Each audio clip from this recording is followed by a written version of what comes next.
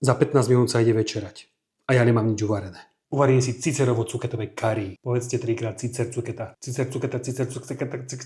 Vieš o tom, že máme malú banvicu? Poď ty jeden hrniec. Rozpalím si olivový olej. Pokým sa rozohreje, tak si podrvím rímsku rastcu. Na olivový olej prihodím cibulku. Opekám, podrvím si aj fenikel.